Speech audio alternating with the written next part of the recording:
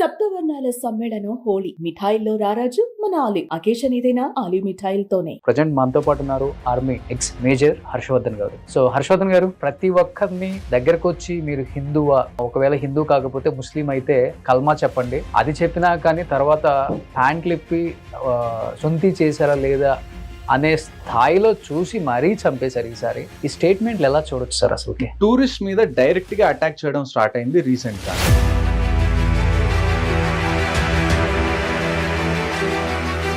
అందులోనూ మీరు హిందువా, మీరు ప్యాంట్ లిప్పి మీరు చూపించండి, అప్పుడే దాన్ని బట్టి మిమ్మల్ని చంపుతాం అన్నది it's a very fresh thing. ఇంతకు ముందు కూడా టూరిస్ట్ చనిపోయారు. టూరిస్ట్ ఎలా చనిపోయారు అంటే, నిన్నటి నుంచి ఫుల్ ధరలు కూడా పెరిగిపోయాయి. చికెన్ చూస్తే దాదాపు 800, పాలు చూస్తే 300, రైస్ చూస్తే 500. ఏది చూసుకున్నా గానీ నిత్యావసర ధరలు అనేవి ట్రిపుల్ అయిపోయినాయి. ఈ ఇన్ఫ్లేషన్ అనేది ఆల్మోస్ట్ ఇండియాతో ఎప్పుడైతే ఇప్పుడు వరకు ఐడెంటిఫై అయింది ఏంటి అంటే, ఆల్మోస్ట్ 14 మంది హెల్ప్ చేశారు లోకల్స్. దాని తర్వాత మళ్ళా ఇండియన్ ఆర్మీ, జేఎండ్కే పోలీస్ ఒక 1500 మంది ఓజీడబ్ల్యూని డిటైన్ చేశారు. ఇంకొకటి, ఇప్పుడు ఈ అమర్నాథ్ యాత్ర వెళ్ళే ప్రతి ఒక్కళ్ళు, ప్రతి టూరిస్ట్ కూడా ఇదే పెహల్గాం నుంచి, బైసర్ నుంచే వెళ్లాల్సి వస్తుంది. అమర్నాథ్ యాత్రకు వెళ్ళాలనుకున్న వాళ్ళందరికీ క్లియర్ గా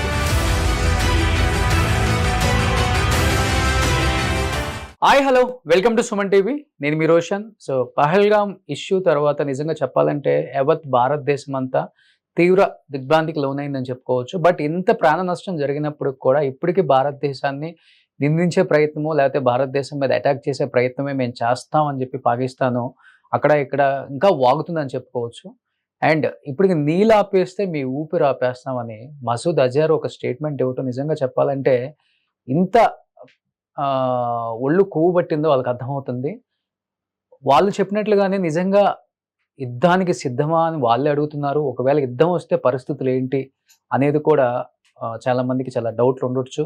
ఎందుకంటే చైనా మేము మీకు కావాలంటే సపోర్ట్ చేస్తాము, మీకు కావాలంటే మేము కూడా ఆయుధాలు ఇస్తామని కూడా చెప్పిందని చెప్పేసి వాళ్ళు మాట్లాడటం మనం చూస్తున్నాం. కాబట్టి ఇన్ కేస్ ఇదే జరిగితే ఏం జరుగుతుందో, ప్రజెంట్ మనతో పాటు ఉన్నారు army ex major and Harshavardhan garu. So Harshavardhan గారు, చూస్తున్నాం అండ్ యావత్ భారతదేశం అంతా చనిపోయింది 27 మంది, 27 మందే కదా అని చులకనగా మాట్లాడుతున్న పాకిస్తాన్ని చూస్తున్నాం. ఎస్పెషల్లీ ప్రతి ఒక్కరిని దగ్గరకు వచ్చి మీరు హిందువా, ఒకవేళ హిందూ కాకపోతే ముస్లిం అయితే కల్మా చెప్పండి, అది చెప్పినా కానీ తర్వాత హ్యాండ్ లిప్పి సొంతి చేశారా లేదా అనే స్థాయిలో చూసి మరీ చంపేశారు ఈసారి. చెప్పాలంటే ఇది రిలీజన్ వైజ్గా జరిగిందని చెప్పుకోవచ్చు. ఈసారి హిందువుల్ని ఊచకోత కోస్తున్నారు అనేది ఒక పక్కన క్లియర్గా అర్థమవుతుంది. సనాతన ధర్మాన్ని కూడా తొక్కేస్తున్నారు. ఎంతమంది ఏ విధంగా పోరాడినా కానీ ఇప్పటికీ ఆ సనాతన ధర్మంలో ఆ హిందువులకి అన్యాయమే జరుగుతుంది కానీ న్యాయం జరగట్లేదని ఇంకొకసారి అర్థమైపోయింది క్లియర్గా. మొత్తం హిందువులే చనిపోయారు అక్కడ చూస్తే. అండ్ ఇంకొకటి, ఇంత జరిగినా కానీ వాళ్ళు మనల్ని ఇంకా భయపెట్టే ప్రయత్నమే చేస్తున్నారు. మీరు వాటర్ ఆపేస్తే మేము ఊపిరి ఆపేస్తాం అంటున్నారు. ఈ స్టేట్మెంట్లు ఎలా చూడొచ్చు సార్? అసలుకి చూడండి, ఈ స్టేట్మెంట్స్ అన్ని ఊరిక న్యూస్ ఛానల్లో వచ్చి ఎగిరి గంతులేయడానికి తప్ప దేనికి పనికిరాదు. ఇప్పుడు వరకు మీరు ఈ స్టేట్మెంట్లు ఇచ్చిన వాళ్ళందరినీ చూస్తే ఎవరెవరు ఉన్నారు అక్కడ ఉన్న, లేకపోతే పీసీబీ బోర్డ్ చైర్మన్, పీసీబీ అంటే మన Pakistan cricket board, Pakistan cricket board chairman చెప్పడము, లేకపోతే రైల్వే మినిస్టర్ చెప్పడం, వీళ్ళకి అసలు సంబంధం లేని విషయం ఇది. అంటే ఒక డిఫెన్స్ మినిస్టర్ వచ్చి చెప్పడము, లేకపోతే చీఫ్ ఆఫ్ ఆర్మీ స్టాఫ్ వచ్చి చెప్పడము, ఇవన్నీ వేరే విషయం. ఓకే, వాళ్ళ దగ్గర రిసోర్సెస్ ఉన్నాయి, వాళ్ళ గ్రౌండ్ రియాలిటీ ఏంటో తెలుసు, వాళ్ళ దగ్గర మ్యాప్స్ అవి ఇవి ఉంటాయి. వాళ్ళు చెప్తే ఒక అర్థం. ఎవరికి నచ్చినట్టు వాళ్ళు లేచి వచ్చి ఊరికి వార్నింగ్స్ ఇచ్చేస్తే ఆ వార్నింగ్స్ కి పెద్దగా వాల్యూ ఉండదు. అది నేను అనుకోవడం నా పర్సనల్ గా. అయితే ఇది ఎవరైతే వీళ్ళు నీళ్ళు ఆపేస్తే మేము ఊపిరి ఆపేస్తాం, మీ రక్తాలు పారిస్తాం, ఇవన్నీ చెప్పుకోవడానికి బాగుంటాయి కానీ గ్రౌండ్ రియాలిటీ ఇండియన్ ఆర్మీ ఖాళీగా కూర్చోలేదు, Indian navy, Indian air force ఖాళీగా కూర్చోలేదు. ఓకే, అండ్ ఇంకొకటి చూస్తూనే ఉన్నాము, పాకిస్తాన్ లో ఆల్రెడీ తిరుగుబాటు స్టార్ట్ అయిపోయింది వాటర్ కోసం. అక్కడ ప్రభుత్వం మీద ఫుల్ ఆపోజిట్ అయిపోయారు కూడా. ఇంకోటి చూస్తే నిన్నటి నుంచి ఫుల్ ధరలు కూడా పెరిగిపోయాయి. చికెన్ చూస్తే దాదాపు 800, పాలు చూస్తే 300, రైస్ చూస్తే 500. అండ్ ఏది చూసుకున్నా కానీ నిత్యావసర ధరలు అనేవి ట్రిపుల్ అయిపోయినాయి. ఇది సో ఆ దాడి కూడా జరుగుతుంది. ఈ ఇన్ఫ్లేషన్ అనేది ఆల్మోస్ట్ ఇండియాతో ఎప్పుడైతే వాళ్ళు టైజ్ అన్ని కట్ చేసుకున్నాం మనం వాళ్ళతో, ఇంతకు ముందు నుంచి కూడా మనం సపోర్ట్ చేయడం తగ్గించేసాం ఇంతకు ముందుతో పోల్చుకుంటే. అప్పటి నుంచే వాళ్ళ ఎకానమీ ఆల్రెడీ పాడైపోవడం స్టార్ట్ అయిపోయింది. ఓకే. ఇప్పుడు ఈ సిచ్యువేషన్ వచ్చేసరికి అది ఇంకా ఎకానమీ పాడైపోతుంది. ఎందుకంటే ఇప్పుడు మనం నీళ్లు వదిలితే తప్ప అగ్రికల్చర్ చేసుకోలేని పరిస్థితి. ప్రస్తుతానికి మీరు చూసుకుంటే సింధు జలాలు అన్నవి ఏవైతే ఉన్నాయి, ఈ ట్రీటీ ఏదైతే ఉందో ఇండస్ వాటర్ ట్రీటీ, ప్రస్తుతానికైతే మన దగ్గర కంప్లీట్ ఇన్ఫ్రాస్ట్రక్చర్ లేదు. అంటే ప్రతి నీటి బొట్టుని మనం కంట్రోల్ చేసే విధంగా మన దగ్గర ఇన్ఫ్రాస్ట్రక్చర్ లేదు. ఓకే. ఇప్పుడు ప్రస్తుతానికి మన దగ్గర 2 డ్యామ్సే ఉన్నాయి. ఒకటి Krishna Ganga hydro electric project ఒకటి బగ్లియార్ డ్యామ్ అని ఒకటి. ఈ 2 కాశ్మీర్ జమ్మూ రీజన్స్ లో ఉన్నాయి. సో ఇప్పుడు మన వాళ్ళు ఏం చేస్తున్నారు అంటే స్ట్రాటజిక్ గా, ఫర్ ఎగ్జాంపుల్ ఒక 2 రోజులు నీళ్లు ఆపేశారు అనుకోండి, మన దగ్గర ఆ డ్యామ్స్ లో ఎంతైతే స్టోరేజ్ కెపాసిటీ ఉందో అది 2 రోజులు నీళ్లు ఆపేస్తే ఆ స్టోరేజ్ నిండిపోతుంది అని అనుకున్నాం అనుకోండి. ఒక 2 రోజులు ఆపేస్తున్నారు, దానివల్ల వాటర్ లెవెల్స్ అన్ని తగ్గిపోతున్నాయి పాకిస్తాన్ లో. ఆ 2 రోజుల తర్వాత ఒకేసారి సడన్ గా అన్ని వాటర్ వదిలిపెట్టేసేసరికి ఆ ఫ్లడింగ్ సిచ్యువేషన్ అయ్యే ఛాన్సెస్ ఉంది. ఓకే. సో ఇప్పుడు ప్రస్తుతానికి మనం ఏం చేస్తున్నారు అదే కదా, జిలాం ని వన్ డే ఫుల్ గా వదిలేస్తున్నారు, ఒక రోజు ఆపేస్తున్నారు. ఎందుకని ఆ పరిస్థితి? ఎందుకంటే మన దగ్గర అదే కదా ఇన్ఫ్రాస్ట్రక్చర్ కంప్లీట్ గా ఉంటే మనం ఎక్కువ రోజులు ఆపడానికి ఛాన్సెస్ ఉన్నాయి. కానీ మన డ్యామ్స్ లో అన్ని ఎక్కువ రోజులు ఉన్ని 2 డ్యామ్స్. ఆ 2 డ్యామ్స్ లో మీరు ఎన్ని రోజులను స్టోర్ చేస్తారు? పైన గ్లేషియర్స్ ఉన్నాయి, మౌంటైన్స్ ఉన్నాయి. ఏ నది రావాలన్నా బయటికి గ్లేషియర్స్ నుంచి వస్తాయి. ఏవైతే మంచు ప్రదేశాలు ఉంటాయో అక్కడ మంచు కరిగిపోయి అక్కడి నుంచి చాలా నదులు ఒరిజినేట్ అవుతాయి. సో కంటిన్యూస్ గా వాటర్ ఫ్లో ఉంటూనే ఉంటుంది. సో అలాంటి టైంలో మీకు కెపాసిటీ పెంచుకోవాలి అంటే ఇట్ విల్ టేక్ టైం. ముందు డ్యామ్స్ మీరు కట్టుకోవాలి, లేకపోతే వస్తున్న వాటర్ ని మీరు వేరే స్టేట్స్ లోకి డైవర్ట్ చేయాలనుకోండి అగ్రికల్చర్ కోసం. ఫర్ ఎగ్జాంపుల్ ఇప్పుడు జమ్మూ అండ్ కాశ్మీర్ నుంచి పంజాబ్ కో, లేకపోతే హర్యానాకో, లేకపోతే ఉత్తరాఖండ్ కో నీళ్లు పంపించాలి. దానికి మనకు ఒక కెనాల్ సిస్టమ్ కావాలి, ఇరిగేషన్ సిస్టమ్ కావాలి. ఇదంతా కట్టుకోవడానికి మనకు టైం పడుతుంది. ఆ టైం పట్టి కట్టుకునే లోపల మనం ఇప్పుడున్న ఇన్ఫ్రాస్ట్రక్చర్ తో ఏం చేయగలం అంటే 1-2 రోజులు ఆపేయడం, వెంటనే మళ్ళీ ఒకేసారి ఎక్కువ నీళ్లు పంపించి ఫ్లడ్డింగ్ లాంటి సిచ్యువేషన్ క్రియేట్ చేయడం, ఇలాంటివి మనం చేయగలం. ఎక్కువ రోజులు మనం స్టోర్ చేసుకోవాలంటే మనకి ఇంకా ఎక్కువ ఇన్ఫ్రాస్ట్రక్చర్ కావాలి. That will take some time. Okay. So ఇంకోటి, ఇప్పుడు మనం చాలా సైలెంట్ గా ఉన్నాం ఇంత ప్రాణ నష్టం జరిగినా కానీ. మన గవర్నమెంట్ కావచ్చు, మోడీ గారు కావచ్చు, వాళ్ళు రెచ్చగొట్టేస్తున్నారు, యుద్ధానికి సిద్ధమా, ఇంక యుద్ధమే అంటున్నారు. బట్ చైనా కూడా మేము ఆయుధాలు ఇవ్వడానికి సిద్ధం అని చెప్పేసి చైనా సపోర్ట్ పాకిస్తాన్ చూసుకొని అంత నోరు పారేసుకుంటున్నారంటారా? లేకపోతే ఇన్ కేస్ యుద్ధమే వస్తే జరిగే నష్టం ఏంటి అసలు ఇండియాకి కానీ, లేకపోతే పాకిస్తాన్కి జరగబోయే నష్టం అంటే ఏమని చెప్తారు మీరు? ఇప్పుడు మనం చూసుకుంటే ఇంత జరిగింది, కానీ మనం ఎక్కడన్నా సోషల్ మీడియాకి ఎక్కి పిచ్చి పిచ్చిగా మాట్లాడడం కానివ్వండి, లేకపోతే మొత్తం ఒక ఇండియా సెంటిమెంట్ మీరు చూసుకుంటే ఇప్పుడు ఎలాగుందంటే తుఫాన్ ముందు వచ్చే నిశ్శబ్దం అంటారు కదా. అవును. ఒక రకంగా మనం దీన్ని ఇలా చూసుకోవాలి. ఇప్పుడు మనం అరిచి సోషల్ మీడియాలోనూ న్యూస్ ఛానల్స్ లోనూ అరిచి పెట్టుకున్నంత మాత్రాన ఇండియా వార్ గెలుస్తుంది లేకపోతే వార్ ఓడిపోతుంది అనేది డిసైడ్ అవ్వదు. అట్ ది ఎండ్ మనకి కావాల్సింది ఏంటి అంటే గ్రౌండ్ మీద మనం ఏం ఆపరేషన్స్ చేస్తాం, దానివల్ల కాన్సిక్వెన్సెస్ ఏంటి అన్నది. సో గవర్నమెంట్ ఎలా చూస్తుంది అంటే, ఏ బుద్ధున్న గవర్నమెంట్ అయినా ప్రపంచంలో ముందు మన దగ్గర ఉన్న ఆప్షన్స్ ఏంటి, ఎక్కడెక్కడ మనం స్ట్రైక్ చేయొచ్చు, ఎక్కడ చేస్తే మనకి స్ట్రాటజికల్లీ ఏదన్నా ఒక ప్లేస్ ఉంది, దానికి ఒక స్ట్రాటజిక్ ఇంపార్టెన్స్ ఉంది, ఆ ప్లేస్ ని మనం ఆక్యుపై చేసుకోవాలంటే ఎలాగా అటాక్ చేయాలి. సో ఇలాగా చాలా విషయాల్ని కన్సిడరేషన్ లోకి తీసుకున్న తర్వాత ఒక ప్లాన్కి వస్తారు. అంటే ఒక ప్లాన్ అనే కాదు, ఈవెన్ లాస్ట్ డే కూడా ఏదో ఒకటి అయ్యే ముందు వరకు కూడా we will have 3 to 4 plans ready. Okay. కనీసం ఒక 3-4 ప్లాన్స్ అనేవి రెడీగా పెట్టుకుంటారు. ఈ 3-4 ప్లాన్స్ మనం అది గ్రౌండ్ మీద చేసే ముందు మనం ప్రాక్టీస్ చేస్తాం. ఫర్ ఎగ్జాంపుల్ ఆర్మీకి ఏదన్నా ఇచ్చారనుకోండి, మీ దగ్గర ఈ 3 ఆప్షన్స్ మీరు చేయాల్సిన అవసరం ఉంటుంది. ఈ 3 ప్లాన్స్ మీద మీరు ప్రాక్టీస్ చేయండి. లాస్ట్ డే ఏ ప్లాన్ అయినా ఇందులో ఫైనల్ అవ్వచ్చు. టైమింగ్ కానివ్వండి, ఏ ప్లాన్ ఫైనల్ అవుతున్నది అన్నది కానీ మీకు కొన్ని గంటల ముందు చెప్తారు. ఎప్పుడైనా కానీ ఇలాంటి ఆపరేషన్స్ లో మనకు అన్నిటికన్నా ఇంపార్టెంట్ విషయం ఏంటి అంటే సర్ప్రైజ్. ఓకే. ఎప్పుడైతే మనం సర్ప్రైజ్ చేస్తామో అప్పుడు మనకు అడ్వాంటేజ్ ఉంటుంది. ఇప్పుడు ఫర్ ఎగ్జాంపుల్ మనం అటాక్ చేయడానికి వెళ్తున్నాం అనుకోండి, దాంట్లో సర్ప్రైజ్ లేదనుకోండి, ఎదుటివాడు ఆల్రెడీ వాడి జాగ్రత్తలు వాడు పడిపోయి అక్కడ ఎలాంటి ఫోర్స్ పెట్టాలి, ఎలాంటి వెపన్స్ పెట్టాలి అన్నది వాడికి తెలిసిపోతుంది. సర్ప్రైజ్ వల్ల మనకి ఏమవుతుంది అంటే వాడు సర్ప్రైజ్ అవుతాడు, వెంటనే చేసేసి వెంటనే సేఫ్ గా రిటర్న్ వచ్చే ఛాన్సెస్ కూడా ఉన్నాయి. ఓకే. ఇప్పుడు మనం ఏదైనా చెయ్యాలి అంటే it's not just about doing, it's about coming back safely also. ఇప్పుడు మీరు అభినందన్ గారి ఇన్సిడెంట్ మీరు చూసుకున్నా కానీ, అటువైపు వెళ్ళా అభినందన్ గారు దొరికిపోయారు, ఆ తర్వాత it becomes a much bigger headache. ఎవరైనా ప్రిజనర్స్ ఆఫ్ వార్ గా దొరికిపోయినా కానీ, లేకపోతే ఎవరైనా ఇలాగా ఎయిర్ ఫోర్స్ ఆపరేషన్స్ లో పైలట్ ఎక్కడికన్నా కిందకి వెళ్ళిపోయి అక్కడ దొరికినా కానీ, ఆ తర్వాత నెగోషియేషన్స్, వాళ్ళని రిటర్న్ తీసుకురావడం, ఇది ఇంకో పెద్ద టాస్క్ అవుతుంది. సో ఎప్పుడైనా మనం ఆపరేషన్స్ చేసేటప్పుడు ఎలా చూస్తామంటే we just don't look at how we enter, we also look how we come back also. Okay. So ఇన్ని విషయాలన్నిటిని కన్సిడరేషన్ లోకి తీసుకొని ఒక కొన్ని ప్లాన్స్ అయితే ఫైనలైజ్ చేస్తారు. ఆ అన్ని ప్లాన్స్ లో ఏది ఫైనల్ డే వర్కౌట్ అవుతుందో చూసి ఆ ఫైనల్ డే ఆ ప్లాన్ కి గో అహెడ్ ఇస్తారు. ఓకే. సో ఇలాంటి టైంలో మనం చూసుకోవాల్సింది ఏంటంటే, మనం ఎంత అరిచినా గానీ ఒక రకంగా చూసుకుంటే నాకేమనిపిస్తుంది అంటే, ఇప్పుడు ఏదైతే ఈ అరుపులు కేకలు ఉన్నాయో ఇవన్నీ కొద్దిగా చల్లబడ్డ తర్వాత ఎవరిది పెద్దగా అటెన్షన్ లేని టైంలో, అంటే కొన్ని రోజుల తర్వాత మనం రిలాక్స్ అవుతాం. అంటే ఏ పనైనా మీరు స్టార్టింగ్ లో చేస్తున్నప్పుడు మీరు బాగా అది ఉంటుంది, ఎక్సైటెడ్ గా ఉంటారు ఆ పని గురించి. ఒక 10 రోజులు 15 రోజులు అయిపోయిన తర్వాత ఏమవుతుంది అంటే కొద్దిగా మీ ఎక్సైట్మెంట్ లెవెల్స్ తగ్గుతాయి. అప్పుడు మీరు పెద్దగా పట్టించుకోరు, ఇంతకు ముందు ఉన్నంత అలర్ట్ గా మీరు ఉండరు. సో అలాంటి టైం కోసం మనం వెయిట్ చేయాలి. సో ఇంకోటి వస్తే ఆయుధాల పరంగా ఢీకొట్టే శక్తి ఇండియాకు ఉందంటారా? ఇన్ కేస్ ఖచ్చితంగా. చైనా రేపు సపోర్ట్ చేసి ఆయుధాలు మేము మీకు హెల్ప్ చేస్తాము, మా సపోర్ట్ ఉంటుంది అనే ఒక మాట అయితే వినిపిస్తుంది బయట. కాబట్టి చూడండి, చైనా అనేది ఒకవేళ దీంట్లో ఇండైరెక్ట్ గా ఇన్వాల్వ్ అవ్వచ్చు. ఇండైరెక్ట్ గా అంటే నేను మీకు సపోర్ట్ చేస్తాను, ఏమన్నా కావాలంటే ఇస్తాను, అలాగా ఇలాగా అని. కానీ ఎప్పుడైతే డైరెక్ట్ గా ఇన్వాల్వ్ అవుతుందో చైనా, ఇప్పుడు చైనా అనేది రష్యాకి మనం ఎంత క్లోజో చైనా కూడా కొద్దో గొప్ప అంతే క్లోజ్ రష్యాకి. సో ఇలాంటి టైంలో ఏమవుతుంది అంటే ఇంటర్నేషనల్ ప్లేయర్స్ అందరూ దీనిలోకి వస్తారు. ఫర్ ఎగ్జాంపుల్ ఒకవేళ చైనా సపోర్ట్ చేస్తుంది అనుకోండి పాకిస్తాన్కి, రష్యా చెప్పొచ్చు చైనాకి మీరు సపోర్ట్ చేయొద్దు, దీన్ని let them both decide, India Pakistan చూసుకొనివ్వండి, మీరు ఇంటర్ఫియర్ అవ్వద్దు అని చెప్పి రష్యా చెప్పొచ్చు. యుఎస్ ఏదైతే ఉందో, యుఎస్ ఇంతకు ముందు ఆఫ్ఘనిస్తాన్ లో ఉన్నన్ని రోజులు పాకిస్తాన్ యొక్క అవసరం యుఎస్ కు ఉండేది. ఇన్ఫాక్ట్ రీసెంట్ గా కూడా పాకిస్తాన్ డిఫెన్స్ మినిస్టర్ ఒక ఛానల్లో మాట్లాడుతూ ఆయన ఏం చెప్పారంటే, అమెరికా కోసం మనం ఆల్మోస్ట్ ఒక 30 సంవత్సరాల నుంచి డర్టీ వర్క్ చేస్తున్నాం ఆఫ్ఘనిస్తాన్ లో అని చెప్పి ఆయన ఒప్పుకున్నారు ఆన్ రికార్డ్.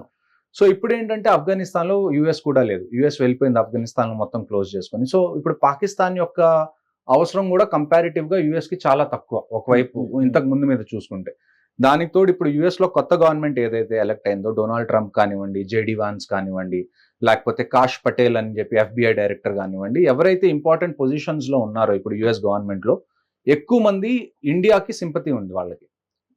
మీరు వాళ్ళ కమలా హ్యారిస్ ని చూడండి, లేకపోతే తులసి గబార్డ్, వీళ్ళందరినీ చూడండి, ఎక్కువ మంది అక్కడ టాప్ పొజిషన్స్ లో ఉన్న వాళ్ళు ఎక్కడో చోట ఇండో అమెరికన్స్, NRIs ఇలాంటి వాళ్ళందరూ ఉన్నారు, ఇండియన్ ఆరిజిన్ ఉన్న వాళ్ళు. సో ఎప్పుడైతే ఈ అటాక్ అయిందో, ఈ అటాక్ అయినప్పుడు అమెరికన్ మినిస్టర్స్ కానివ్వండి, ఎవరైతే టాప్ అఫీషియల్స్ ఉన్నారో వాళ్ళందరూ ఇండియాకి సపోర్ట్ చేస్తామని చెప్పి క్లియర్ కట్ గా చెప్పారు ఆల్రెడీ పబ్లిక్ స్పేస్ లో. సో ఇప్పుడు నాకు తెలిసి యుఎస్ కూడా పాకిస్తాన్ కి సపోర్ట్ చేయడం అన్నది హైలీ ఇంపాసిబుల్ అన్నట్టే చూస్తున్నాను. ఎవరన్నా సపోర్ట్ చేసే వాళ్ళు ఉన్నారు అంటే నాకు గుర్తొచ్చేవి రెండు పేర్లు. ఒకటి మనకి మోస్ట్లీ చైనా అవ్వచ్చు, రెండోది తుర్కీ అవ్వచ్చు. ఈ రెండు తప్ప వేరే ఏ కంట్రీ కూడా పాకిస్తాన్ కి కూడా ఆల్రెడీ ప్రకటించిందంటుంది. అవును. అంటే ఇప్పుడు ఇంకొక విషయం ఇక్కడ చూసుకోవాల్సింది ఏంటి అంటే, ఫర్ ఎగ్జాంపుల్ ఇది మిలిటరీ ఆపరేషన్ అనుకోండి. ఫర్ ఎగ్జాంపుల్ ఇండియన్ ఆర్మీ మీద అటాక్ జరిగింది, అంటే పుల్వామాలో సిఆర్పిఎఫ్ మీద ఎలాగైతే అటాక్ జరిగిందో ఇండియన్ ఆర్మీ మీద అలాంటి అటాక్ జరిగింది అనుకుందాం. ఫర్ ఎగ్జాంపుల్ మొన్న పహల్గామ్ లో జరిగింది. అలాంటప్పుడు ఏంటి అంటే మిగతా కంట్రీస్ ఇన్వాల్వ్ అవ్వకపోవచ్చు, అంటే మిగతా కంట్రీస్ అన్ని ఇండియాకి సపోర్ట్ లోకి రాకపోవచ్చు. ఓకే. కానీ ఇప్పుడు జరిగింది ఏంటంటే, ఏమీ తెలియని ఒక టూరిస్ట్ మీద, సివిలియన్స్ మీద వీళ్ళు అటాక్ చేశారు. సో ఇలాంటి టైంలో వేరే కంట్రీస్ పాకిస్తాన్ కి సపోర్ట్ చేస్తే ఇండైరెక్ట్ గా వాళ్ళు టెర్రరిజం ని సపోర్ట్ చేసినట్టే అంతే. సో అలాంటి కంట్రీస్ కూడా ఇప్పుడు మన ఎనిమీ లిస్ట్ లో ఆ పేర్లను మనం చేర్చుకోవాల్సిందే. ఓకే. ఇలాంటి ఇప్పుడు సపోర్ట్ చేశారు కానీ ఆ తర్వాత మనకి ఏదైనా బైలేటరల్ టాక్స్ ఉంటే అక్కడ మంచిగా మాట్లాడడం. ఇప్పుడు ఏ కంట్రీస్ అయితే పాకిస్తాన్ కి సపోర్ట్ చేస్తాయో we have to tell them permanent గా వీళ్ళని మన ఎనిమీ లిస్ట్ లో పెట్టాలి. అప్పుడే వాళ్ళకు కూడా కాన్సిక్వెన్సెస్ అర్థం అవుతాయి. ఇప్పుడు వాళ్ళకి సపోర్ట్ చేసి తర్వాత మళ్ళీ అక్కడ ఏమన్నా రైస్ కావాలో లేకపోతే వెజిటేబుల్స్ కావాలో ఏదన్నా కావాలప్పుడు మళ్ళీ ఇండియా దగ్గరికి వచ్చి మీరు ఎక్స్పోర్ట్ చేయండి మాకు అని అంటే అప్పుడు కుదరదు. మీరు ఇప్పుడు ఇండియాతో ఉన్నారా పాకిస్తాన్తో ఉన్నారా డిసైడ్ అవ్వాలి. వరల్డ్ కంట్రీస్ అన్ని ఒకవేళ మీరు పాకిస్తాన్తో ఉన్నారు అని మీరు కనిపిస్తే మీకు ఇండియా నుంచి ఇక ఫ్యూచర్లో ఏ హెల్ప్ అనేది కానివ్వండి, అది ఫుడ్ పరంగా లేకపోతే ఎక్స్పోర్ట్స్ పరంగా మిలిటరీ పరంగా మీకు ఏ సపోర్ట్ అయితే ఉండదు అని చెప్పి ఇండియన్ గవర్నమెంట్ క్లియర్ కట్ గా చెప్పేయాలి మిగతా కంట్రీస్ కూడా ఎవరైతే పాకిస్తాన్ సపోర్ట్ చేస్తుంది. సో ఓవరాల్ చూసుకుంటే నేను చూసిన దాన్ని బట్టి అయితే నాకున్న ఎక్స్పీరియన్స్ ని బట్టి వీఆర్ అట్ అన్ అడ్వాంటేజ్ ఖచ్చితంగా. ఇప్పుడు చైనా వాళ్ళకి సపోర్ట్ చేసినా కానీ Indian army navy air force అనేది చిన్న విషయం కాదు. 1971లో ఎప్పుడైతే మనం బంగ్లాదేశ్ ని విడిపిద్దామని చూసామో అప్పట్లో మన Indian navy almost Karachi port దగ్గరికి వెళ్ళి కరాచీ పోర్ట్ మొత్తాన్ని తగలబెట్టింది. అప్పట్లో కూడా పాకిస్తాన్కి యుఎస్ సపోర్ట్ ఉండేది కానీ మనం ఆగలేదు. Same happens now also. ఒకవేళ మనం ఒక డెసిషన్ తీసుకొని అది ఖచ్చితంగా మనం అచీవ్ చేయాలి అని అనుకుంటే ఏ కంట్రీస్ అడ్డం వచ్చినా కానీ మనం ఆగే ప్రసక్తి అయితే లేదు. ఓకే. ఇంకొకటి బలూచిస్తాన్ ఫుల్ వ్యతిరేకం అవును, వాళ్ళు చాలా సంవత్సరాలుగా వాళ్ళ ఫ్రీడమ్ స్ట్రగుల్ కోసం ఫైట్ చేస్తున్నారు. ఇది మళ్ళీ ఇక్కడ మనం గుర్తుపెట్టుకోవాల్సింది ఏంటంటే Balochistan are not fighting for religious identity. అంటే మేము ఒక రిలీజియన్ నుంచి వచ్చాం అందుకని మాకు ఫ్రీడమ్ కావాలి అని బలూచిస్తాన్ వాళ్ళు అనట్లేదు. బలూచిస్తాన్కి ఒక కల్చర్ ఉంది. ఓకే. అంతెందుకు, మీకు హింగ్లజ్ మాతా మందిర్ అని ఒకటి ఉంటుంది, అంటే శక్తిపీఠాల్లో ఒక శక్తిపీఠం అంత ప్రసిద్ధి ఆ హింగ్లజ్ మాతా టెంపుల్. ఓకే. ఆ హింగ్లజ్ మాతా టెంపుల్ బలూచిస్తాన్ లో ఉంటది. ప్రతి దసరాకి అంటే నవరాత్రులు ఏవైతే జరుగుతాయో అక్కడ పూజలు జరుగుతాయి. ఆ ల్యాండ్ కి ఒక కల్చర్ ఉంది. ఒకవేళ పాకిస్తాన్ అనే కంట్రీ మంచిదై ఉంటే వాళ్ళు పాకిస్తాన్ తో ఉండేవాళ్ళేమో, కానీ పాకిస్తాన్ అనే కంట్రీ ఎలాంటిదో మనకి ఇప్పుడు ఆల్రెడీ తెలిసిపోయింది మనకి. ఇప్పుడు మనకి తెలిసింది ఏందో, బలోచిస్తాన్ వాళ్ళకి ఆల్మోస్ట్ 30-40 ఏళ్ళ నుంచి వాళ్ళకి అదే feeling, they want to be away from Pakistan.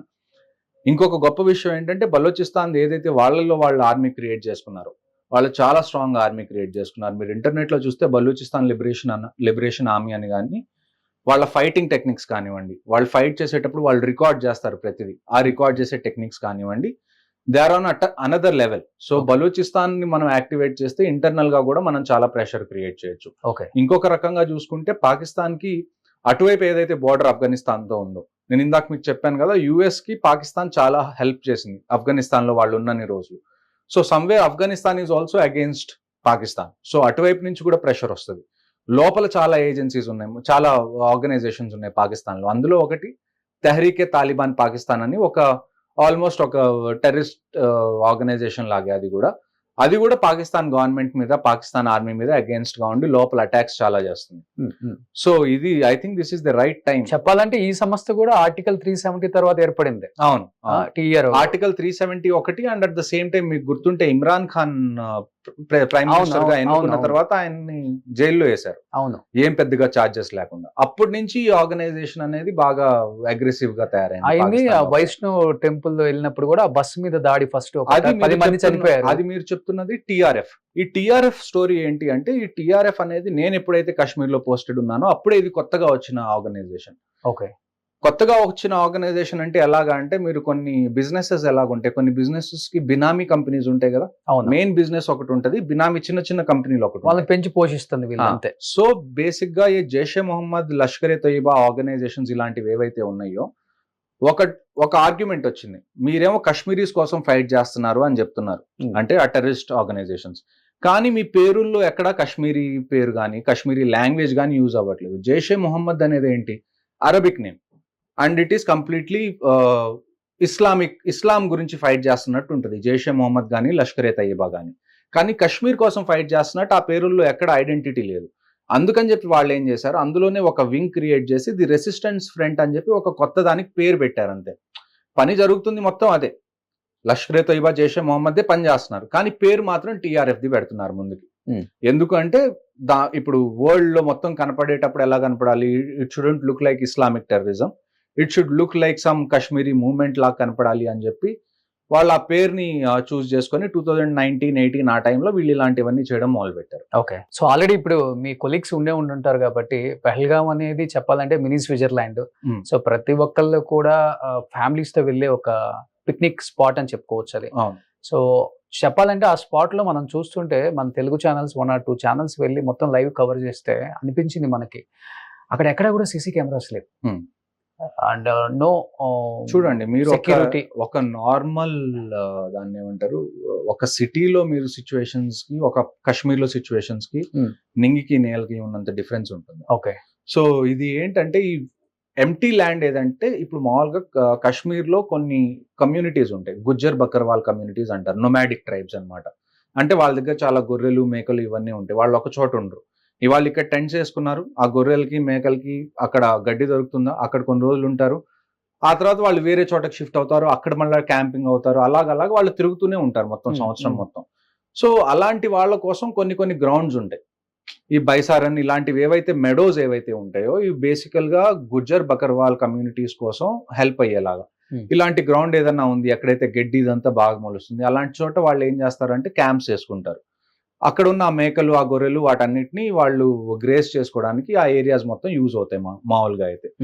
ఇంకొక విషయం ఏంటి అంటే, ఈ టెర్రరిస్ట్ కి ఇప్పుడు వరకు మీరు చూస్తే ప్యాటర్న్స్ చూస్తే కాశ్మీర్ లో టూరిస్ట్ మీద డైరెక్ట్ గా అటాక్ చేయడం స్టార్ట్ అయింది రీసెంట్ గానే. ఇంతకు ముందు ఎవరైతే పిలిగ్రిమ్స్ వచ్చేవాళ్ళు, అంటే అమర్నాథ్ యాత్ర కానివ్వండి, లేకపోతే అక్కడ లోకల్ టెంపుల్స్ ఎవరైనా విజిట్ చేయడానికి వచ్చిన వాళ్ళ మీద అటాక్స్ చేయడం, లేకపోతే అమర్నాథ్ యాత్రను ఆపేయడం, ఇలాంటివి చేసేవాళ్ళు. కానీ డైరెక్ట్ గా టూరిస్ట్ మీద, అందులోనూ మీరు హిందువా, మీరు ప్యాంట్లు ఇప్పి మీరు చూపించండి, అప్పుడే దాన్ని బట్టి మిమ్మల్ని చంపుతాం అన్నది it's a very fresh thing. First time కదా ఇది? ఫస్ట్ టైం ఈ లెవెల్లో జరగడం ఫస్ట్ టైం. ఇంతకు ముందు కూడా టూరిస్ట్ చనిపోయారు. టూరిస్ట్ ఎలా చనిపోయారు అంటే, ఎక్కడన్నా ఏదన్నా ఏరియాలో ఆపరేషన్ జరుగుతుంది అనుకోండి, ఎవరైనా స్టోన్ పెల్టింగ్ చేస్తున్నప్పుడు దాని మధ్యలో చిక్కుకొని చనిపోవడం, లేకపోతే ఎక్కడన్నా ఫైరింగ్ జరుగుతుంటే దాని మధ్యలో చిక్కుకొని చనిపోవడం జరిగింది. కానీ డైరెక్ట్ గా టూరిస్ట్ మీద ఇలాగ అటాక్ చేయడం అన్నది చాలా చాలా రేర్ కేస్. అందుకని ఇప్పుడు ఈ సిచ్యువేషన్ ఏంటి అంటే, ఇలాగ అసలు జరుగుతుంది అని చెప్పి మనం ప్రిడిక్ట్ చేయాలి. అంటే ఒక రకంగా చెప్పాలంటే, we never thought they would do it in such a dirty way. Okay, ఒక మాటలో చెప్పాలంటే ఇండియన్ ఆర్మీ మీద అటాక్ అవుతూ ఉంటుంది. So we're very much okay, Indian army మీద అటాక్ అవుతుంది, మనం ఆన్సర్ ఇస్తూ ఉంటాం. So till the time it was between Indian army or the security forces and Pakistani terrorist, it was all okay. అంటే okay అని కాదు, మేము హ్యాండిల్ చేసేవాళ్ళం బాగానే. But when they started targeting tourist, అప్పుడు things have change. Now they have cross the line. ఇది కొత్త patterns వాళ్ళు చూస్తుంది. మీరు ఇందాక వైష్ణోదేవి దాని గురించి కూడా చెప్పారు. సో ఈ రెండు చేసింది కూడా ఈ టీఆర్ఎఫ్ వాళ్ళే. ఇంకొక విషయం ఏంటి అంటే, ఈ అటాక్ అందులో ఒక హాషిమ్ మూసా అని ఒక వ్యక్తిని ఐడెంటిఫై చేశారు. అతను ఏంటంటే, ఇప్పుడు ఇండియన్ ఆర్మీలో పారా కమాండోస్ ఎలాగుంటారు, పారాషూట్ రెజిమెంట్స్, అలాగే పాకిస్తాన్ ఆర్మీలో స్పెషల్ సెక్యూరిటీ గ్రూప్స్ అని ఉంటాయి, SSG అని, స్పెషల్ గ్రూప్స్. అంటే మనకి పారా ఎలానో వాళ్ళ స్పెషల్ ఫోర్సెస్ అన్నమాట. అందులో ఒక సోల్జర్ రిటైర్ అయిపోయిన తర్వాత ఈ టెర్రరిస్ట్ గ్రూప్ లో జాయిన్ అయ్యి వాళ్ళు ఇటువైపు వచ్చారన్నది మనకి తెలిసిన కొత్త ఇన్ఫర్మేషన్. ఓకే. సో ఇలాంటి టైంలో మనం చూసుకోవాల్సింది ఏంటి అంటే, ఎక్కడో చోట ఇంటెలిజెన్స్ అయితే ఖచ్చితంగా ఫెయిల్ అయింది. And at the same time దాన్ని ఏమంటారు, ఇలాంటి చోట మీకు CCTV కెమెరాస్ పెడతారా అంటే, ఇలాంటి చోట పెట్టే ఛాన్సెస్ లేదు. బట్ అంటే అట్లీస్ట్ ఇప్పుడు ఏదైతే మీకు స్పాట్స్ ఉన్నాయో, లైక్ ఇట్లాంటి పెహల్గామ్, మినీ స్విట్జర్లాండ్ అని చెప్తుంటాము, టూరిస్టులు ఎక్కువ మంది వస్తుంటారు. బట్ అక్కడ ఆర్మీ ఫోర్స్ మఫ్టీలో ఉన్నా గానీ చాలా సేఫ్ ఉంటుంది కదా, ఇలాంటి ఘటనలు జరగవు కదా. ఇప్పటి నుంచి అయితే ఖచ్చితంగా మొదలు పెడతారు. ఇంతకుముందు ఇలాంటి ఇన్సిడెంట్స్ ఎప్పుడు జరగలేదు. సో ఆర్మీకి కానివ్వండి, లోకల్ సెక్యూరిటీ ఫోర్సెస్ కానివ్వండి, ఇది ప్రిడిక్ట్ చేయడం అనేది కుదరలా. ఓకే. సో అంటే ఇలాంటివి ఏదన్నా ముందు నుంచి జరుగుతూ ఉండుంటే we would have been much more careful. But ఇంకొకటి, అక్కడ లోకల్లో ఉన్న వ్యక్తులకు కూడా అనిపించలేదండి, అంటే కొత్తగా వచ్చిన పర్సన్స్ అంతమంది వచ్చి ఉంటారు కదా హర్ష, అంటే చూడండి ఆల్మోస్ట్ ఎంతమంది ఆ దాడికి పాల్పడి ఉండొచ్చు అక్కడ ఉన్న వాళ్ళు? మేబీ ఒక 20, 25, 30. కశ్మీర్ లో ఉన్న వాళ్ళు చాలా సంవత్సరాల నుంచి వాళ్ళకి ఒక సాఫ్ట్ సైడ్ ఉంది పాకిస్తాన్ అంటే. ద ఓన్లీ రీజన్ ఏంటి అంటే రిలీజన్. ఇప్పుడు చూడండి, మీరు పాకిస్తాన్ ని చూసుకుంటే అది మన ఎకానమీలో మనకన్నా పెద్దదా? కాదు. మనకన్నా సైంటిఫిక్ గా ఏమన్నా పెద్ద కంట్రీ అంటే, ఎక్స్పెరిమెంట్స్ చేసో రీసెర్చ్ చేసో సైన్స్ లో ఏదన్నా మనకన్నా ఎదిగిన కంట్రీ అంటే కాదు. అక్కడ food, shelter, clothing, education, medical ఇలాంటి బేసిక్ రిక్వైర్మెంట్స్ కూడా కంప్లీట్ అవ్వలేని కంట్రీ. ఎందుకంటే మీరు ఆ సొసైటీని చూడాలి. ఆ సొసైటీలో ఏంటంటే 98% వరకు ఆల్మోస్ట్ ముస్లిం పాపులేషన్ కశ్మీర్లో. వాళ్ళు ఇప్పటి వరకు మీరు కాశ్మీరీ పండిట్స్ ని పక్కన పెడితే ఆల్మోస్ట్ 100 సంవత్సరాల్లో వాళ్ళు వేరే కమ్యూనిటీలో బతకలేదు. అంటే ఇప్పుడు మనం ఇక్కడ చూసుకుంటే, ఇక్కడ మనకి హిందూస్ ఉన్నారు, ముస్లిమ్స్ ఉన్నారు, క్రిస్టియన్స్ ఉన్నారు, సిఖ్స్, జైన్స్, బౌద్ధs అందరు ఉన్నారు. మనకి ఇలాగ కలిసిమెలిసి ఉండడం అనేది మనకు తెలుసు, మనకి ఇది నార్మల్ విషయం. కానీ అక్కడున్న కశ్మీరీస్ కి బయట వాళ్ళతో, అంటే ఆ రిలీజియన్ కాకుండా వేరే రిలీజియన్ వాళ్ళతో ఉండాలి అన్న ఆ ఎక్స్పీరియన్స్ ఎలాగుంటుందో వాళ్ళకి తెలియదు. ఆ ఎక్స్పీరియన్స్ ని వాళ్ళు అసలు యాక్సెప్ట్ చేయరు. ఇప్పుడు ఇది చూడండి, ఇప్పుడు మీకు కొంతమంది ఇంతకు ముందు లేబరర్స్ మీద అటాక్స్ జరిగినాయి. అంటే బయట నుంచి లేబరర్స్ వస్తారు. కశ్మీర్లో ఏంటంటే మనకి యాపిల్స్ ది ఫార్మింగ్ జరుగుతుంది, మీకు తెలియంది కాదు. సో యాపిల్ ఫార్మింగ్ జరిగినప్పుడు యాపిల్స్ ఎప్పుడైతే కట్ అవుతాయో, అంటే హార్వెస్టింగ్ సీజన్ ఏదైతే వస్తుందో, కోతకు వస్తుందో, ఆ టైంలో చాలా లేబర్ కావాలి. ఆ లేబర్ ఆ టైంలో బీహార్ నుంచి, జార్ఖండ్ నుంచి, యూపీ నుంచి చాలా మంది లేబర్ వస్తారు. అలాంటి టైంలో వాళ్ళని ఏం చేయరు. ఎప్పుడైతే ఈ క్రాప్ సీజన్ మొత్తం అయిపోయి మళ్ళీ వీళ్ళు రిటర్న్ వెళ్లాల్సిన టైం వస్తుంది చూసారా, ఎవరైతే ఈ లేబరర్స్ వచ్చారో యూపీ, బీహార్, జార్ఖండ్ ఇటువైపు నుంచి, వాళ్ళని ఆ టైంలో చంపుతారు వాళ్ళు. అరే, అంటే ఏంటి అంటే, they are not willing to accept anybody of another religion to stay inside Kashmir. Kashmir should be complete Muslim state లాగే ఉండాలని చెప్పి చాలా మంది లోకల్స్ సెంటిమెంట్ అది. ఈ వీళ్ళు కూడా- పండిట్స్ ఉండడం కూడా ఇష్టపడరు కదా అసలు. అందుకే కదా Open గా? వాళ్ళందరినీ 1990లో వాళ్ళందరూ బయటకు వెళ్ళిపోవాల్సి వచ్చింది. ఇప్పుడు మళ్ళా గవర్నమెంట్ కాశ్మీరీ పండిట్స్ అక్కడ రీలొకేట్ చేయడానికి ట్రై చేస్తుంది. ఎంతమంది లేడీస్ రేపులు చేశారు అవును, ఆ టైంలో. చాలా మంది కాశ్మీర్ ఫైల్స్ గురించి క్వశ్చన్స్ అడిగేవాళ్ళు కదా, ఇదంతా నిజంగా జరిగిందా ఒకప్పుడు, ఇదంతా ప్రొపగాండా ఏమో అని. మీరు చూడండి, మీ కళ్ళ ముందు జరిగింది ఇప్పుడు అంటే ప్రతి ఒక్కళ్ళ దగ్గర మొబైల్ ఫోన్స్ ఉన్నాయి, ప్రతి ఒక్కళ్ళ మొబైల్ ఫోన్ లో కెమెరా ఉంది, ఏదన్నా ఒక ఎవిడెన్స్ రికార్డ్ చేయాలంటే ఈజీ. కానీ 1990s లో మన దగ్గర టీవీ సరిగ్గా లేవు, రేడియో సరిగ్గా లేవు, మొబైల్స్ లేవు, కెమెరాస్ లేవు. ఆ టైంలో అందరు చెప్తే చాలా మంది ఏమనుకునే వాళ్ళు అంటే ఇదంతా ప్రొపగాండా, ఇదంతా నిజంగా అవ్వలేదు అని అనుకునే వాళ్ళు కూడా చాలా మంది ఉన్నారు. కానీ మీకు ఇవాళ కళ్ళ ముందు జరిగింది కనపడుతుంది. సో మీరు ఊహించుకోవచ్చు, ఎవిడెన్స్ వీడియో అంటేనే మనకు అర్థమవుతుంది. ఒక అతను సెల్ఫీ వీడియో zip line లో జిప్ లైన్ వెళ్తున్న వ్యక్తి అసలు ఎలా పరిగెత్తించి చంపుతున్నారంటే. ఇప్పుడు మన దగ్గర ఎవిడెన్స్లు ఉన్నాయి కాబట్టి మనం ఇంత ఎవిడెన్స్ ఉండి మనం చెప్పినా గానీ there are people who will talk ఇది ఇండియానే చేయించిందను, లేకపోతే ఇలాంటి పిచ్చి పిచ్చి కామెంట్స్ చేసే వాళ్ళు ఇవాళ కూడా ఉన్నారు. సో నేను చెప్పేది ఏంటి అంటే this is the time you stand behind the government అనేది ఖచ్చితంగా డెసిషన్ తీసుకునేది. మీరు ఇప్పుడు ఏమి తెలియకుండా వార్ అంటే అది అలా జరగదు. War is a difficult thing. మీరు ఒక ఇంట్లో పెళ్లి చేయడానికే మీరు ఒక 3-4 నెలలు మొత్తం చూసుకుంటారు కదా, మొత్తం సర్దుకొని మొత్తం ప్రతి చోట కాంటాక్ట్ చేసి అప్పుడు మీరు ఒక పెళ్లి జరగాలంటే ఇంత ఎఫర్ట్ పడుతుంది ఒక పెళ్లి వెనకాలే. అలాంటిది ఒక వార్ జరగాలంటే మీరు ఊహించుకోండి ఎంత ఎఫర్ట్ కావాలి, ఎంత మెషినరీ అందులో ఇన్వాల్వ్ అవుతుంది, ఎంత ఎకానమీ అందులో ఇన్వాల్వ్ అవుతుంది, అంతెందుకు ఇప్పుడు ఇండియాలో మనకి చాలా పైప్ లైన్స్ ఉన్నాయి, ఏవైతే ఫ్యూయల్ అన్నది తీసుకెళ్తాము, లేకపోతే మనకి చాలా ఫుడ్ అవసరం అవుతుంది వార్ జరిగినప్పుడు, లేకపోతే మనకి ఆప్టికల్ ఫైబర్ కేబుల్. ఇప్పుడు మనకి ఇంటర్నెట్ ఎలా వస్తుంది, మనకి అండర్ గ్రౌండ్ లో ఆప్టికల్ ఫైబర్ కేబుల్ ఉంటుంది, ఓఎఫ్సి కేబుల్. ఇలాంటి ప్రతి చిన్న ఎలిమెంట్ కూడా చాలా ఇంపార్టెంట్. ఒకవేళ మీరు యుద్ధానికి వెళ్ళారు, మీకు కమ్యూనికేషన్ అనేది కావాలి, మీకు కేబుల్స్ అన్ని కరెక్ట్గా ఉంటేనే కదా కమ్యూనికేషన్ ఉండేది. ఎవరన్నా వచ్చి ఆ కేబుల్స్ కట్ చేసేస్తే. సో ప్రతి చిన్న ఎలిమెంట్ అన్న దాన్ని చూసుకున్న తర్వాతే ఒక వార్ అనేది ఫైనల్ గా డిసైడ్ అవుతుంది వార్ చేయాలి అని. ఇవాళ ఏదో జరిగింది, రేపు ఉదయాన్నే మేము ట్యాంక్స్ తీసుకొని వెళ్ళిపోతాం అంటే that's not how war works. Okay, అంటే ఇంకొకటి అక్కడ పోస్ట్ పెయిడ్ పనిచేస్తుంది కదా, మొబైల్స్ కూడా పోస్ట్ పెయిడ్ కూడా ఐడి కార్డు ఉండాలి, పోస్ట్ పెయిడ్ పనిచేస్తుంది ఖచ్చితంగా. కానీ ఇంతమంది మన దేశంలోకి చొరబడి ఇంత విధ్వంసం చేసినా కానీ వాళ్ళకి కమ్యూనికేషన్ అదంతా అసలు ఎలా ఇప్పుడు వరకు ఐడెంటిఫై అయింది ఏంటి అంటే ఆల్మోస్ట్ 14 మంది హెల్ప్ చేశారు లోకల్స్. దాని తర్వాత మళ్ళా ఇండియన్ ఆర్మీ, జేఎండ్కే పోలీస్ ఒక 1500 మంది OGWs ని డిటైన్ చేసింది. OGWs అంటే ఆన్ గ్రౌండ్ వర్కర్స్.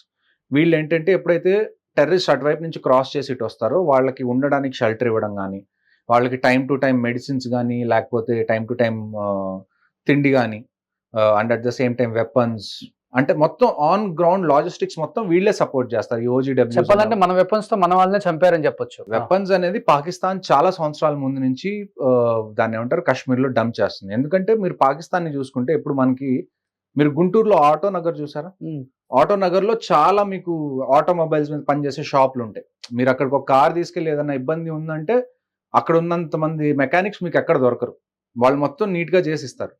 సేమ్ అలానే పాకిస్తాన్ లో there are lot of gun shops.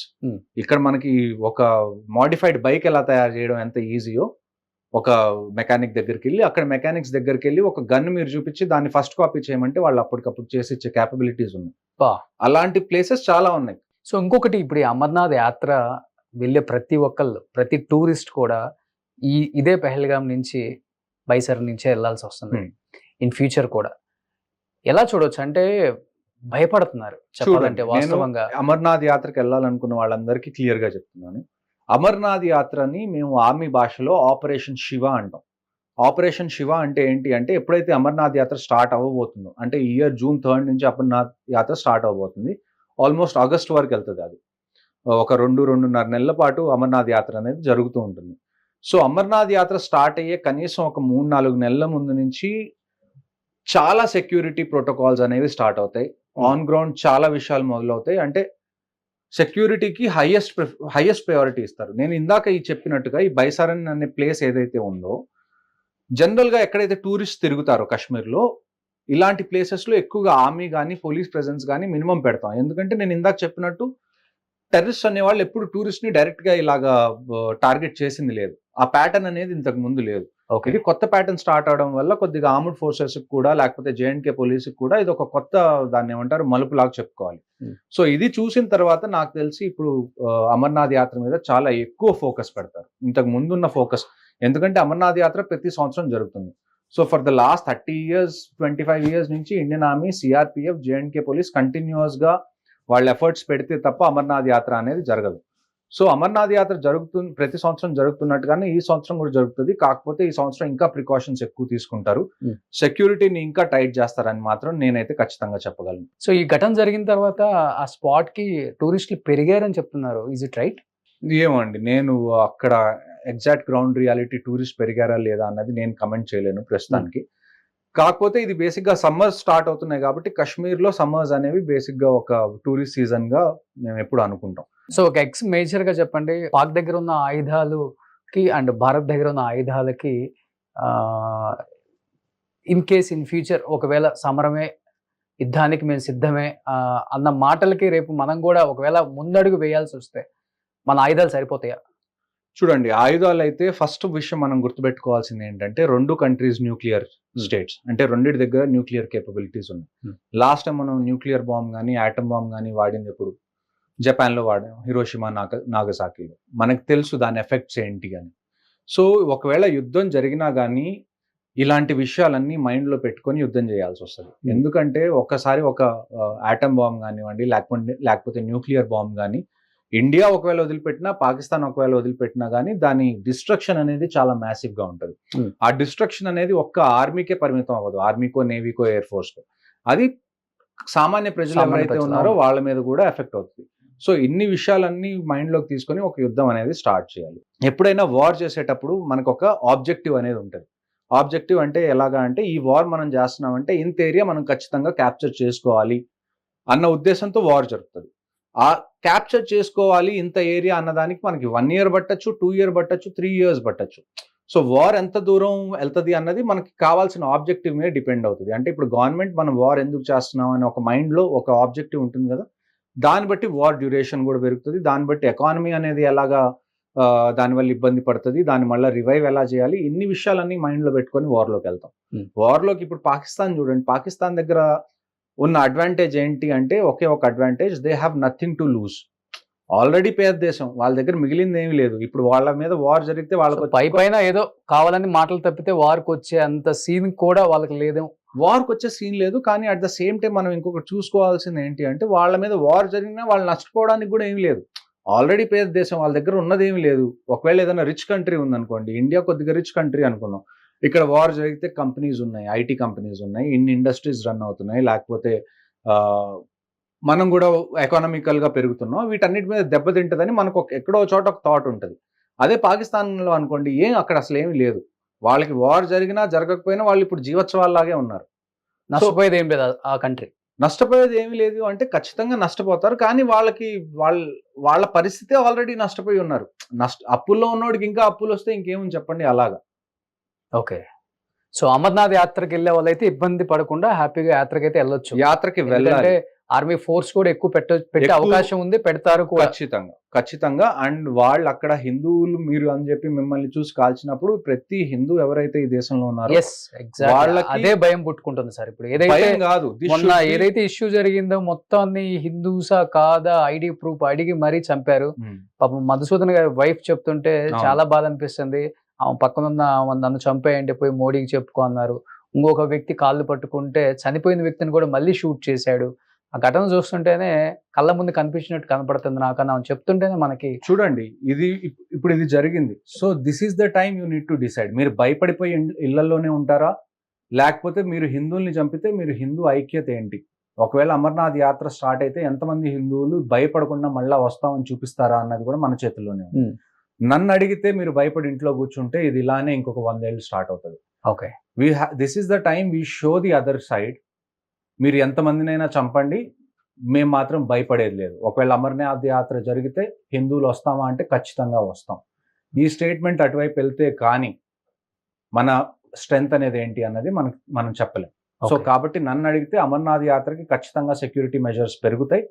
Security measures పెరిగిన తర్వాత మీరు ప్రశాంతంగా వెళ్ళి రావచ్చు. Have trust in Indian army and the security forces on the ground. ఎందుకంటే ఈ అమర్నాథ్ యాత్ర అనేది ఇది ఫస్ట్ టైం అవ్వట్లేదు, ప్రతి ఇయర్ మేము చేస్తూనే ఉంటాం కాబట్టి. అందులో నేను ఇందాక చెప్పాను కదా, ఈ బైసారంలో ఏదైతే జరిగిందో ఇది కొత్త ప్యాటర్న్. కానీ ఈ అమర్నాథ్ యాత్ర ఏంటి అంటే మనం కంటిన్యూస్ గా ప్రతి ఇయర్ చేస్తున్నాం కాబట్టి అక్కడ ఏం అవ్వగలిగే ఛాన్సెస్ ఉన్నాయో మనకు ఆల్రెడీ తెలుసు. ఎక్కడైతే లూప్ హోల్స్ ఉన్నాయో వాటన్నిటిని ప్లగ్ చేస్తారు కాబట్టి మీరు ఈసారి అమర్నాథ్ యాత్రకు వెళ్ళాలి అని భయపడుతుంటే మీరు భయపడాల్సిన అవసరం లేదు. మీరు ఖచ్చితంగా బయటికి రావాలి. ఎవరైతే హిందూస్ ఉన్నారో, ఎవరైతే వాళ్ళు మిమ్మల్ని ప్యాంట్లు ఇప్పి చెక్ చేసి మరీ చంపారో, this should be an answer to them. మీరు ఎంత మమ్మల్ని తొక్కాలనుకున్నా కానీ మేము తగ్గం, మేము మళ్ళీ అమర్నాథ్ యాత్రకు వస్తామని చెప్పి మీరు ఖచ్చితంగా చెప్పాలి. ఆ స్టేట్మెంట్ అనేది వెళ్ళాలని నేను పర్సనల్ గా భావిస్తున్నాను. సో దేశానికి అవసరం ఉంది అంటే ఎక్స్ ఆర్మీ ఫోర్స్ మీలాంటి వాళ్ళందరూ కూడా సిద్ధంగా ఉన్నారా? ఎవరైనా ఆర్మీ నుంచి రిటైర్ అయిపోయిన తర్వాత for few years they are in reserve list. ఏ కంట్రీ అని, ఇండియా అనే కాదు, పాకిస్తాన్ తీసుకున్నా, యుఎస్ తీసుకున్నా, ఎవరైతే రిటైర్ అవుతారో ఆ తర్వాత కొన్ని సంవత్సరాల వరకు వాళ్ళు రిజర్వ్ లిస్ట్ లో ఉంటారు. వాళ్ళు రిజర్వ్ లిస్ట్ లో ఉండేది ఎందుకే, ఒకవేళ వార్ ఏదన్నా వచ్చినా, ఏదన్నా పెద్దది ఏదన్నా ఇష్యూ అయినా కానీ we need more man power. అది కూడా ట్రైన్డ్ మ్యాన్ పవర్ కావాలి. అదే ఇప్పుడు మీరు కొత్తగా తీసుకున్నారనుకోండి, మళ్ళీ వాళ్ళకి స్టార్టింగ్ నుంచి ట్రైనింగ్ ఇవ్వాలి. అదే మేమంటే మేము వీఆర్ ఆల్రెడీ ట్రైన్, మాకు ఎక్స్పీరియన్స్ ఉంది కాబట్టి మమ్మల్ని మళ్ళీ తీసుకొని మళ్ళీ కంటిన్యూ అవ్వడం చాలా ఈజీ కొత్త వాళ్ళని తీసుకోవడం కన్నా. ఓకే. సో ఒకవేళ యుద్ధం జరిగితే, ఒకవేళ రిపోర్ట్ చేయాల్సి వస్తే ఖచ్చితంగా ఫస్ట్ డే ఇట్ సెల్ఫ్, నాకు తెలిసి నేనే కాదు, నా అలాగే ఎవరైతే రిటైర్ అయ్యి రిజర్వ్ లిస్ట్ లో ఉన్న వాళ్ళందరూ రెండో క్వశ్చన్ అడగకుండా వాళ్ళు ఖచ్చితంగా ఫ్రంట్ లైన్స్కి వెళ్తారు. Super. So thank you so much Harsha గారు. ఎందుకంటే భారతదేశ గొప్పతనం ఇండియన్ ఆర్మీకి తెలిసినంత ఎవరికి తెలియదు. ఎందుకంటే ఆ కష్ట సుఖాలు, ఆ బోర్డర్లో నిలబడి గన్ను పట్టుకున్నోడికే తెలుసు. మనం హ్యాపీగా ఈరోజు కాలు మీద కాలు వేసుకొని ఇంట్లో టీవీ చూసినా, లేకపోతే భార్య పిల్లలతో హ్యాపీగా ఉన్నాము అంటే, అండ్ అక్కడ ఆర్మీ చేసే సేవ, వాళ్ళ గొప్పతనం తెలిసిన ఏ ఒక్కరూ కూడా వాళ్ళు కనపడితే లేచి సెల్యూట్ కొట్టే స్థాయిలో మనం ఉండాలనే నేను కోరుకుంటున్నాను. ఖచ్చితంగా. అండ్ డెఫినెట్గా మోడీ గారు తీసుకున్న డిసిషన్ మీరు చెప్పినట్లుగానే ఎత్తుకు పై ఎత్తులు వేసే ఆలోచనలు ఆయనకి ఎక్కువ ఉంటాయి కాబట్టి దెబ్బ కొట్టే టైంలో ఖచ్చితంగా అంత తీర్చుకునే పర్సన్ ఆయన. ఆ రోజు దగ్గరలో ఉందని నేనైతే గట్టిగా నమ్ముతున్నాను. So thank you so much. Harsha గారు చెప్పినట్లుగానే అమర్నాథ్ యాత్రకి వెళ్ళే వాళ్ళందరూ కూడా ఎవరు కూడా ఏ విధమైన భయానికి గురి కాకుండా హ్యాపీగా ఫ్యామిలీలతో అమర్నాథ్ యాత్రకి వెళ్ళొచ్చు. అండ్ ఆర్మీ ఫోర్స్ కూడా అంతకంత ఎక్కువ సెక్యూర్గా ఉంటుంది ఈసారి. సో ఎటువంటి ఇబ్బందులు లేకుండా యాత్రలకు వెళ్ళే వాళ్ళు వెళ్ళొచ్చు అని కూడా ఆయన క్లియర్గా చెప్తున్నారు. కాబట్టి దేనికి భయపడొద్దు, అందరూ ఐకమత్యంతో ఉందాం. హిందువులందరూ ఐకమత్యంతో ఉన్నప్పుడే మనం ఏదైనా సాధించుకోగలం అనేదే నేను చెప్పగలను. So thank you so much అండి. జై రోషన్. సుమన్ టీవీలో మీ పర్సనల్ అండ్ బిజినెస్ ప్రమోషన్స్ కోసం కింది నెంబర్కి కాంటాక్ట్ చేయండి.